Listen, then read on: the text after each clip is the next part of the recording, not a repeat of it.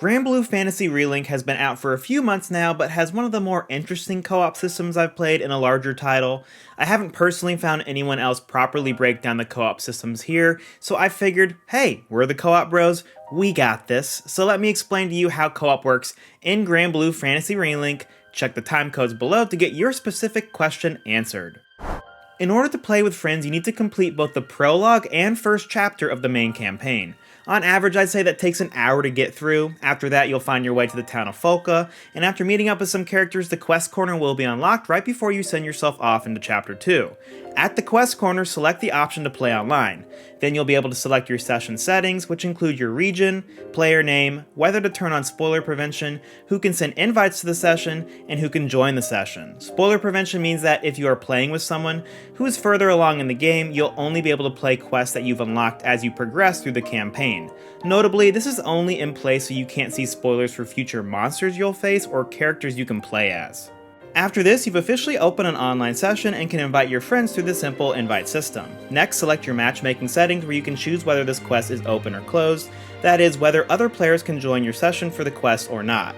If you choose closed and have less than 4 players, the empty spots will be filled by the host NPCs.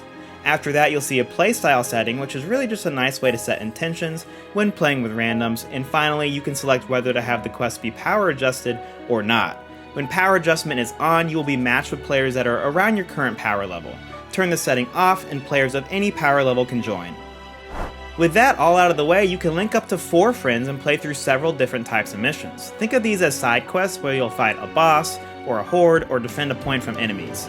They each last about a minute to 10 minutes depending on difficulty, and give your character experience, mastery points for your character skill tree, currency, and materials for crafting among other small things. At this point, you'll only have the easy and normal difficulties unlocked. Here's where I need to make an important distinction. You can only do these side quests in multiplayer. The campaign is entirely in single player. The progress you make in these side quests that are available during the campaign and unlock as you further the campaign only help bolster your characters. That progression is linked, so it helps, but it is by no means necessary to complete the campaign. It's best to think of this as both a single player campaign with a co-op quest-based mode on the side. However, that all changes when you reach the end game. The end game is where the co-op truly starts. After finishing the campaign, which takes around 12 to 15 hours, you have a short epilogue mission that unlocks hard side quests, which lead to very hard, and that continues up until the 7th difficulty, Proud quests. A lot of players consider this when co-op begins, simply because it requires much more coordination due to the difficulty increase. So, to some degree, if you plan on putting in a lot of hours in co-op for Granblue Fantasy Relink, you need to finish the campaign to unlock the bulk of it. When playing in co-op, every team member shares the rewards of the quest and receives the completion of the quest in their own game when they return from the host world. However, if you are playing with less than 4 players, the host will fill in any remaining spots with their own NPC characters, and therefore get to reap the benefits of more experience for said characters. The non-host players only get experience for one character that they're playing as. The host gets to decide what quest the group participates in, however the group does have the ability to deny a quest or not ready up. Non-host players can still upgrade their characters and weapons while in the host player's world, and have access to all their characters to switch between as well. The difficulty of quests are first determined by their predetermined level, easy, normal, hard, and so on. From there you have the setting that we've already discussed to have players of any level or ones that are closer to yours.